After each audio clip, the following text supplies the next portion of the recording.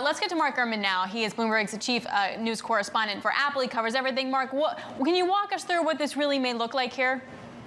Yeah, thank you so much for having me on our breaking news here. Yes, so Apple has secret skunkworks teams investigating a push into the personal robotics field. They're looking at a couple things. A few years ago, they started development of what is essentially a large iPad on a robotic arm that can move on a FaceTime call to follow a user. So let's say you and I are FaceTiming, and you have one of these devices, and I tilt my head or nod my head or some such. The display that you're seeing would nod or move around to mimic my head movements on that robotic arm.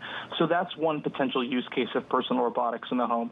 The other, and this is very nascent, very early, would be a home robot that can follow you around. It would navigate autonomously, like the self-driving car Apple was working on. It would have a focus on video conferencing.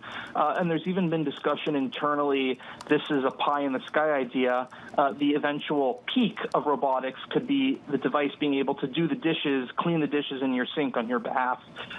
So certainly this is another possible direction for the future of the company, something on the very long-term side. You know it's serious business when someone calls us skunkworks division.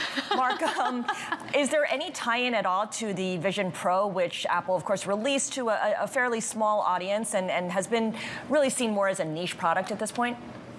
Yeah, this would be a separate effort from the Vision Pro. What's interesting is that both of these initiatives came from a similar origin. The Apple Car project that kicked off a decade ago, the Vision Pro actually came out of that. Apple was initially exploring how to integrate AR and VR into the automotive experience. Oh, interesting.